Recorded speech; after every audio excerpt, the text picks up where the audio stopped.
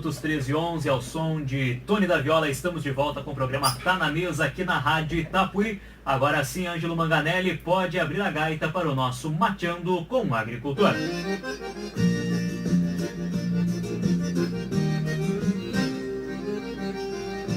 Esse é o espaço do Sindicato dos Trabalhadores Rurais de Santo Antônio da Patrulha. Ele já está de volta participando conosco aqui do Mateando com o Agricultor, presidente do Sindicato dos Trabalhadores Rurais de Santo Antônio da Patrulha, Arnaldo Bider. Seja bem-vindo, presidente. Boa tarde. Boa tarde, Rodrigo. Boa tarde, Cláudio. Boa tarde, Ângelo. E também uma boa tarde todo especial para os nossos agricultores e agricultoras que estão aí à nossa escuta, né? Curioso aí pelas novidades. Com certeza. Participação especial hoje no nosso Mateando com o Agricultor, professora Dilce Clyde Vargas Gil Vicente. Seja bem-vinda mais uma vez ao programa Tá na Mesa, professora Dilce. Boa tarde. Boa tarde aos ouvintes. É uma satisfação, uma alegria estar participando novamente aqui no programa da Rádio Itapuí. A alegria é nossa, professora. Presidente, antes tem algum recado do sindicato, antes da gente entrar na nossa conversa, no nosso bate-papo aqui? Todos, eu e o Samuel já vimos acordando aqui nos outros Mateando com o Agricultor, que quando o pessoal voltasse da França, nós íamos destinar um tempo maior para falarmos a respeito dessa experiência que eles tiveram lá na França. Dona Aracema, que vai vir numa outra oportunidade. Vamos abrir espaço também para a Dona Aracema, já que houve aí um pequeno problema de comunicação. A Dona Aracema me ligou hoje de manhã, né? Como a Dilce não tinha confirmado, eu pensei que ficou para a nossa conversa de ontem. Mas a Dilce tinha falado com o Samuel, mas o Samuel também não falou comigo. Então deu né? Mas senão eu tinha confirmado, ela tinha vindo a tempo, porque era 11h30 que ela me ligou. Tranquilo. Mas eu disse, vamos fazer outro programa. Com certeza. Já que vocês têm dificuldade de trazer a Dilce, ela vai vir mais uma vez aqui no programa. Mais uma vez aqui no programa Tá na Mesa. Então, presidente, como é que foi essa experiência de vocês, esse período que vocês estiveram na França? Olha, Rodrigo, a gente, hoje de manhã sentei um pouquinho quando vinha para o programa e a gente chega ontem até de tarde estava melhor estar lá no sindicato que hoje. Hoje parece que a gente começa a pegar pé das coisas e tem muita coisa que balança a gente, né? Mas a ida, tu quer saber da ida à França, como é que foi, o que nós dissemos? Olha, são tantas, né, que a gente tem que tirar uns dias para realmente poder estar organizando, ao menos para mim, né, que eu sou um cara mais limitado com isso, né? Tem pessoas que têm mais facilidade, né?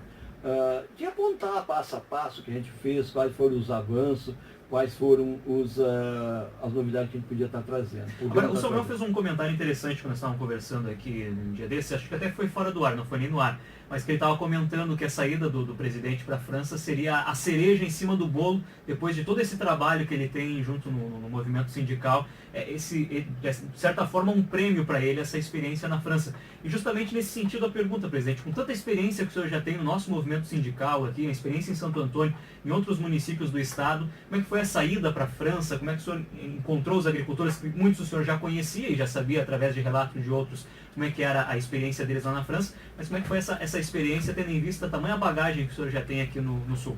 Por mais que eles falavam, né, os colegas falavam pra gente, nada é igual a gente vivenciar, né? Não é a mesma coisa, a gente imaginava. O Edson ainda me dizia, mas é mais ou menos aquilo que eu falava, dizia assim, mas uma coisa é tu falar e a gente ficava duvidando, às vezes, será que é assim mesmo, né? Porque a gente sempre é malicioso, né? Claro. Será que esse cara falou tudo a verdade? É assim mesmo que acontece? Né? E realmente é aquilo que eles falaram e muito mais, né? É surpreendente a viagem. Desde a hora que tu sai daqui é uma situação diferente, né? São 12 horas de viagem, já tu tem que te adequar a um padrão, né? Que não tem tu dizer assim, não vai mais ligeiro nem mais devagar, né? Tu tem que te enquadrar nisso, né? Mas a chegada na França, a visita aos agricultores, às famílias, foi uma coisa assim surpreendente, da forma como eles nos receberam, da forma como eles estavam organizados para nos levar nas experiências, né? Eu imaginava pela lista de reuniões e de eventos que nós ia participar, eu achava que nós ia participar de umas 8 ou 10 eventos, terminamos participando, hoje de manhã fazendo 24 eventos, né? Participamos sem contar com os conhecimentos dos monumentos, essas coisas, né? Mais 24 eventos, foi uma atividade bem puxada e que várias coisas que a gente pôde trazer e vivenciar que vai ser muito útil para mesmo eu sendo uma pessoa com bastante tempo no movimento sindical, trazer e compartilhar com nossos agricultores, com a nossa organização. Agora, lá no início da minha vida na comunicação, acho que foi até a primeira entrevista que eu fiz, uma das primeiras foi com a professora Dilce Clay, lá no Polo Universitário, no tempo que eu trabalhava na assessoria de comunicação da prefeitura. E naquela época, a professora Dilce já recebia os agricultores franceses que vinham, levava lá na prefeitura, a gente fazia entrevista com eles já. E a senhora já tem essa relação já há bastante tempo. E parece que, pelo que o Samuel comentou, a senhora foi convocada a ir agora até a França, né, professora Dilce? E eles que fizeram questão da presença da senhora lá. Foi um prazer, uma alegria muito grande ter recebido esse convite, né? Eu realmente, nesses 6 anos agora, a gente acolheu com outras pessoas que também já participaram do intercâmbio. A gente sempre fazia uma acolhida carinhosa a todos os visitantes. E eu nunca tive, assim, a pretensão de participar do intercâmbio, mas sim de proporcionar aos alunos a oportunidade, né? E eles realmente fizeram um convite, assim, bem importante, né, para que eu fosse participar dessa vez. E eu aceitei o convite, né, e realmente foi uma experiência inigualável, né? Como o senhor Arnaldo coloca, é necessário a gente sentir as coisas e aprender com esse espaço, assim, de formação através do intercâmbio. Ele nos permite um aprendizado inigualável. Assim. É uma experiência que não tem palavras para fazer um relato, né? É muito simples, assim, ó, nós estarmos chegando e fazer um relato para as pessoas. Isso é uma forma muito simples. A gente ainda precisa se organizar os arquivos, nós fizemos muitos registros, fazer uma escrita para transformar tudo isso num aprendizado e o que a gente realmente pode implantar na nossa família, na comunidade, nas escolas, com os agricultores, porque nós tivemos essa oportunidade de um leque de trabalhar com os agricultores, com as agroindústrias e com as escolas, porque cada um de nós tinha uma missão nesta missão maior, né? Então, o seu Arnaldo mais voltado à questão do sindicato, Dona Iracema mais voltada à questão da agroindústria e eu mais voltada à questão da educação. E nós 3 participamos de todos os eventos. E aprendemos muito com isso, né? Então, a gente ainda precisa, assim, fazer uma reflexão em cima de tudo que a gente viveu, tá? Porque é uma experiência que não dá para ser relatada com palavras. E eu, há 6 anos, ouço os relatos dos alunos. Há 6 anos eu convivo com essas pessoas, né? E fomos, assim, a primeira surpresa que eu tive foi a forma como nós fomos recebidos. Mesmo os alunos sempre relatando que eles sempre são muito bem acolhidos, mas me parece que não tinha como, nós parecíamos chefe de Estado. Né? Eu disse isso, nós parecíamos chefe de Estado, porque a nossa presença, minha, do seu Arnaldo, da Dona Iracema, foi, assim, tratada por eles como umas autoridades. Tá? E nós fomos super bem tratados, muito bem acolhidos, né? Em todas as nossas expectativas, porque nós programamos aqui nas nossas reuniões da Prodese algumas expectativas com relação aos agricultores, com relação à agroindústria, com relação à formação de professores e de agricultores, na parte mais da educação, e as nossas expectativas foram todas superadas, assim, não teve... Para minha vida pessoal foi uma experiência inigualável. Para qual região da França vocês foram, professora, e ficaram em uma localidade, em uma cidade? Como é que foi? Nós tivemos 3 regiões da França. Nós fomos na Normandia, no País de la Loire e Paris, né? Então, dentro dessas 3 regiões, nós tivemos em vários departamentos, porque na França o país é dividido em regiões e as regiões são divididas em departamentos. Então, só no País de la Loire nós tivemos em Mayenne, tivemos em Vendée, né? Então tivemos em algumas regiões, alguns departamentos da França. E também visitamos várias comunas, que são os municípios, assim, né? Que são, uma distribuição e uso da terra muito diferente do nosso, né? Então a gente visitava aquelas cidades menores e visitávamos as cidades maiores, né? Então nós temos experiências, assim, de muito significado em comunas, em comunidades menores e nas grandes cidades, né? Agora, nesses 6 anos, muitos já tiveram a oportunidade daqui de Santo Antônio de irem até a França. e muito que aconteceu no desenvolvimento da nossa agricultura, do nosso movimento sindical aqui, baseado em ações também deles lá, né, professora Dilce? Se vocês puderam testemunhar isso, né? Eles estão muito à frente da gente, como é que é essa relação? Ou eles também ainda têm passos que eles estão atrás da gente, nós já estamos mais desenvolvidos? Como é que é essa comparação com a agricultura aqui do Sul? Antes eu também queria comparar. Antes de eu vivenciar a experiência, eu queria comparar, eu queria pegar uma experiência de lá e cobrar dos alunos, né? Olha, o que vocês viram? Vamos fazer um projeto aqui, vamos colocar em prática. Eu tinha essa impressão de que a gente poderia fazer essas comparações, mas não tem. Não dá. Não dá. São experiências completamente diferentes, tempos de vida completamente diferentes, né? Mas a gente tem que transformar algumas vivências em aprendizado para nós, tá? Por exemplo, assim, ó, tem coisas que me sensibilizaram, que me tocaram muito, como, por exemplo, a questão da confiança lá. A confiança. A confiança é algo que dentro da família, às vezes, a gente não consegue ter uma confiança nas pessoas como eles têm na grande comunidade, na comunidade onde eles vivem. Nós vivemos uma experiência, seu Arnaldo e eu, dona Aracema, onde nós fomos a um local onde um agricultor vende os pães, tá? E algumas verduras. Então, nesse local tinha um caderno, as pessoas chegavam e olhavam no caderno para ver o que elas tinham encomendado na semana anterior.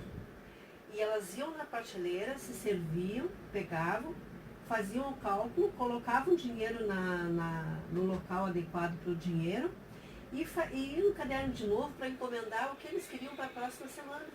Não tinha ninguém olhando se pagou correto, se tinha troco, se fez o troco certo, nada. Aí eu filmei, né? Eu fiquei impressionada. Eu disse, mas como assim? Cada um chega, se serve, coloca o dinheiro. Se alguém não coloca o dinheiro, né? Não, a gente trabalha numa relação de confiança.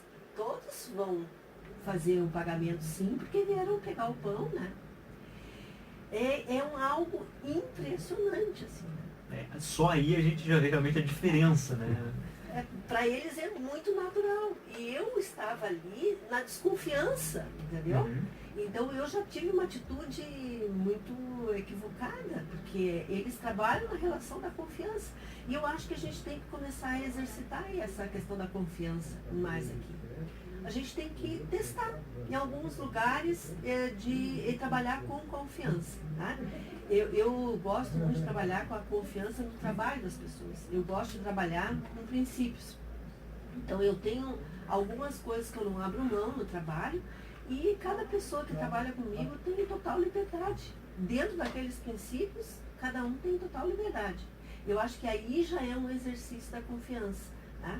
Mas essa confiança, até mesmo no dinheiro, na cobrança, no pagamento das coisas, a gente tem que começar a exercitar para as pessoas verem que é possível o ser humano ser, sim, uma pessoa correta. Porque nossos exemplos são muito exemplos ruins e a gente fica tratando todo mundo em cima dos exemplos ruins. Então, é necessário exercitar para as pessoas aprender que as pessoas são corretas. As pessoas podem ser corretas, até mesmo na questão do dinheiro.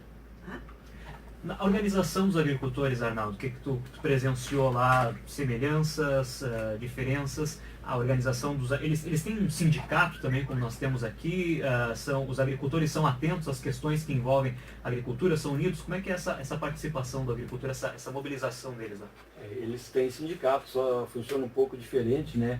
É um pouco como se fosse hoje a nossa regional fosse um sindicato que abrange vários municípios, né? Não tem um sindicato do município só? Não tem. E a professora disso pode estar interferindo aí quando ela... porque a gente teve a presença de uma pessoa que trabalhou na federação deles por vários anos, né?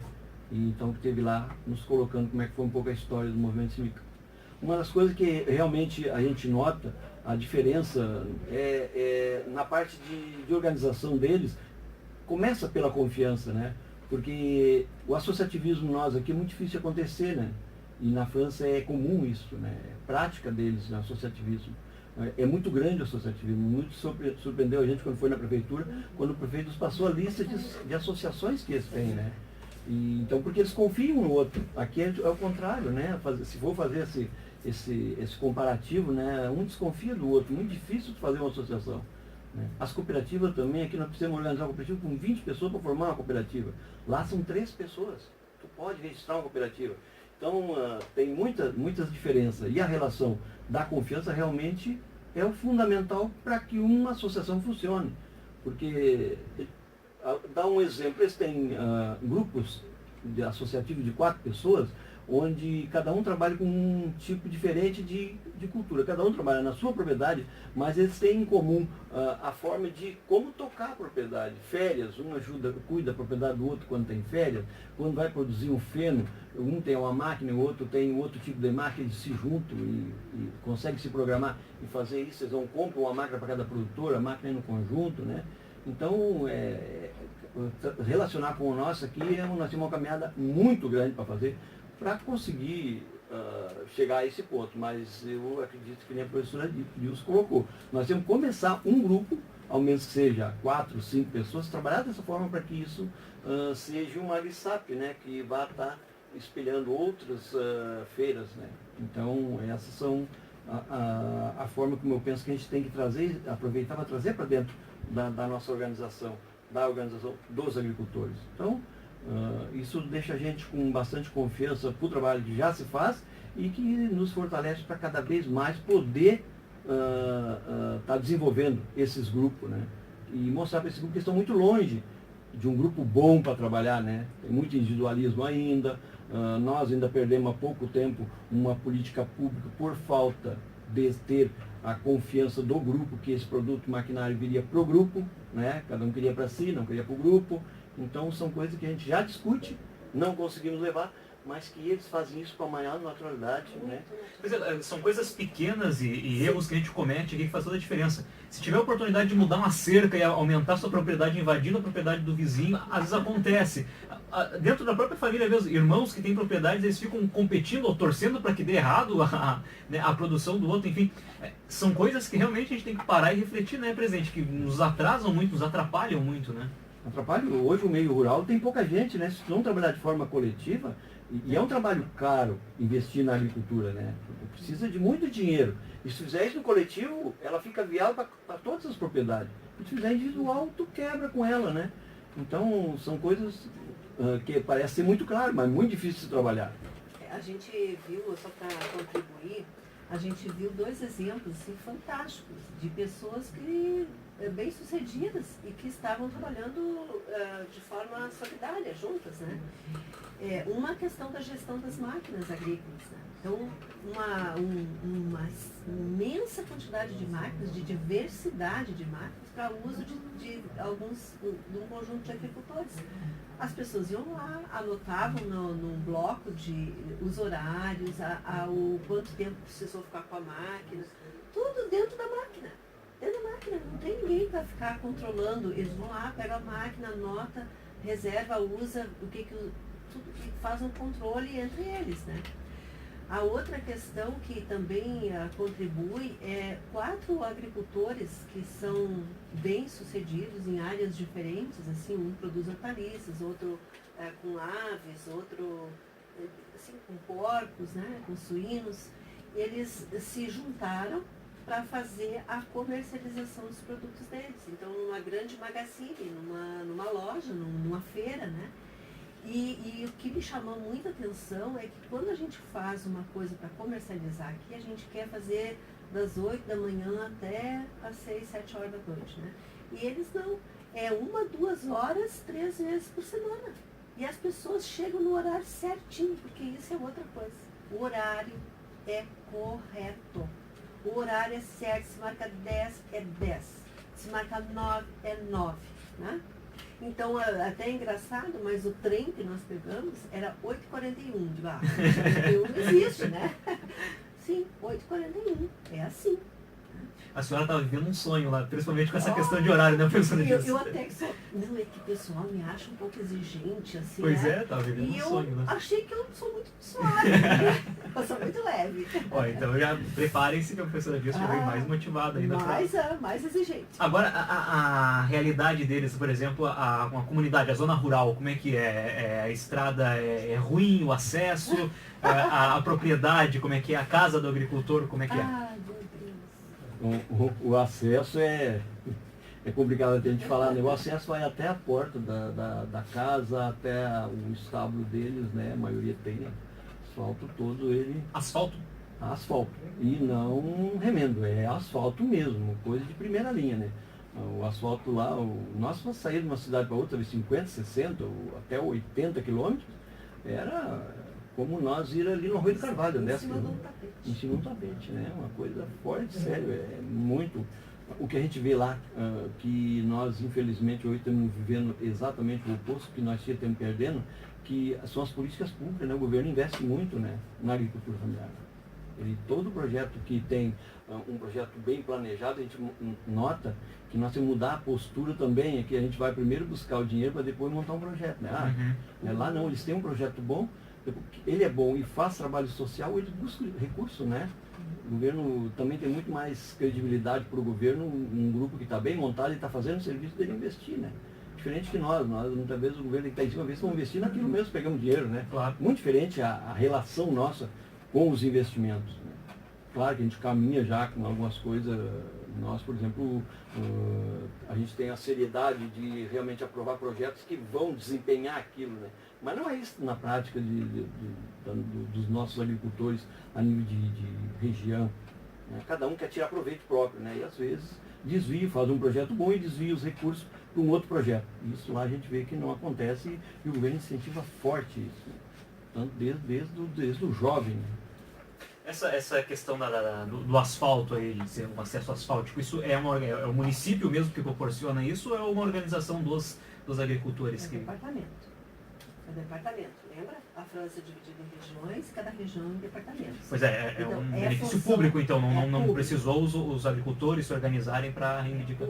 Todos têm. Então, o asfalto, ele é de primeira qualidade, um tapete que chega na porta da casa do agricultor. Daí tu perguntou como é que é a casa. Isso. A casa é algo fantástico, né? Porque nós tivemos nessas duas regiões que são interior da França, que eu cheguei a imaginar que Paris não era nada perto dessas duas regiões, né? As casas, elas são casas de 150, 200, 300 anos. Então, tu tem que imaginar uma casa com uma parede que tem mais de 60 centímetros de largura. Nossa.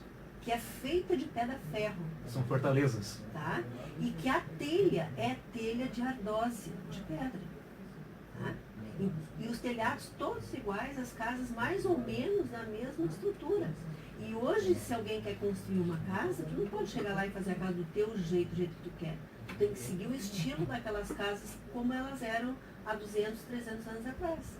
Então, nas casas que nós ficamos, 300 anos. A casa do Gerard tem 300 anos. A casa da Babette e do Beltrán, 150 anos. Então, são casas que têm ali algumas partes internas que são ainda preservadas. Mas a maior parte da casa, pelo interior, ela é toda com manutenção, com todo o que é necessário. Eles não têm assim uma vida de luxo, mas tudo que é bom, porque o agricultor tem direito de ter uma casa boa. Claro. Tá? Então essa casa boa, ela é boa por dentro, tem uma lareira, ela tem as máquinas para lavar louça, tá? Todo mundo tinha essas coisas. Internet, todo mundo tem, e boa. Lá no interior. Tá? Internet boa, casa boa, os móveis bons dentro. E por fora é essa casa que tem 300 anos, que é aquela arquitetura de 300 anos atrás, com aquela material, aquela pedra-ferro, como era antes. Mas assim, ó, eles vivem muito bem. Eles têm uma vida boa. Eles têm uma vida que não é de luxo, mas é um agricultor que tem direito aos bens que a humanidade construiu. Né? Internet não falta. Por esse histórico das propriedades, então, eles trabalham muito bem a sucessão rural. Essa casa ela vai permanecendo na família ali, as novas gerações vão ocupando. Vou deixar o Sr. Arnaldo começar a responder, porque eu sei que ele conhece muito bem a parte da sucessão rural aqui no Brasil. Então, e é uma das polêmicas sempre, né, na parte do sindicato, e eu vejo também na prefeitura, de fazer a sucessão das propriedades, né? E eu fiquei impressionada também com isso, como acontece lá. Arnaldo, como é que é então? Ó, a gente chegou em casas que tem até a quinta geração permanece na mesma propriedade, né? Nunca mudou de pai para filho. E como acontece a sucessão, né? Hoje eles reclamam que tem bastante dificuldade, né? De conseguir que o próprio jovem continue, muitas vezes, da própria família. Então eles terem outro tipo de organização, onde eles trabalham um jovem, outros jovens para assumirem a propriedade. Mas normalmente é alguém da família que fica. Uma curiosidade que para acontecer a sucessão eles têm formação, né? Eles têm formação para poder tocar a propriedade. Tem que estar preparado mesmo para Sim, assumir a propriedade, não é? Se eu não estou aqui inventando, porque quase todos têm curso superior, né? Além do curso técnico de contábil. Para ter a ajuda do governo, o jovem tem que ter, no mínimo, o ensino médio técnico. Tá? E a diferença também que lá, quem cuida do ensino do agricultor, da formação do agricultor, é o Ministério da Agricultura, não é o Ministério da Educação. Para nós aqui é tudo junto, o Ministério da Educação que cuida da formação do professor, de qualquer profissão. Tá? Lá não. Então, o agricultor, a formação, a escola agrícola, ela é do Ministério da Agricultura. Então, o aluno faz o liceu, que é o ensino médio, liceu agrícola, por exemplo, ele tem um curso na área da administração, na área contábil, na área da agricultura, é uma variedade imensa de cursos. E aí ele pode receber financiamento do governo. E aí eu queria juntar essa tua pergunta, a fala do seu Arnaldo, com uma outra questão super importante, que é como o jovem é tratado. Tá? Porque eu ainda perguntei assim, quando o prefeito se elege, quem são os secretários, para ver se eram as mesmas secretarias. Quatro secretarias. Tá? Uma das secretarias é a Secretaria da Juventude, do jovem. Não é juventude, é jovem. É a Secretaria do Jovem. Porque os jovens lá, eles têm que ser muito bem cuidados. E o jovem que tem o ensino médio, ele faz um projeto. Ele sabe exatamente o que ele quer. Ele tem um projeto para se tornar um agricultor, para assumir uma propriedade, o governo ajuda, financia. Então ele pode alugar as terras. Por exemplo, o seu Arnaldo é dono de uma propriedade lá e ele quer se aposentar. A terra não pode ficar parada. Então essa propriedade, ela tem que continuar produzindo. Então eu sou um jovem que não tenho nada a ver com a família dele, mas eu tenho um bom projeto, o governo me ajuda a dar continuidade, a me instalar nas terras dele. E eu posso aí seguir com uma queijaria, com uma agroindústria, com uma plantação de maçã, e aí diversas coisas que eles fazem lá. Né? Mesmo quando a sucessão não é familiar, mas ela é bem estruturada. Né? Às vezes a família vende a propriedade dos pais, enfim, se perde isso, lá não acontece. Mesmo quando vai sair da família, mas é alguém bem preparado para assumir. É bem estranho, porque a terra tem um valor muito diferente do que a nossa. Né? A terra, ela é zelada por ela. Então, se eu não quero mais, eu não quero me desfazer das minhas terras. As terras são minhas, mas eu não quero mais produzir. Eu não posso deixar a terra improdutiva. Eu não tenho esse direito lá. Então eu posso me aposentar, as terras continuam sendo minhas, mas eu tenho que deixar alguém trabalhar nas minhas terras. Né? E agora que estava começando o inverno lá, a gente olhava e via tudo verdinho, uma cobertura verde lindíssima. Mas como se está começando o inverno, os silos tudo cheio de alimento para os animais e a terra verde é proibido, eles disseram. Proibido deixar a terra descoberta, porque a geada não pode tocar no solo. Então eles fazem uma cobertura verde para proteger o solo. A terra tu não enxerga espaço de terra sem nenhuma produção, nada de verde em cima, né? Então essa plantação verde que o governo dá, as sementes, é para botar os nutrientes, os nitrogênio no solo novamente, para quando chegar a próxima estação, eles poderem plantar e o solo está cada vez mais rico. Realmente tem algumas coisas que eles estão alguns passos na nossa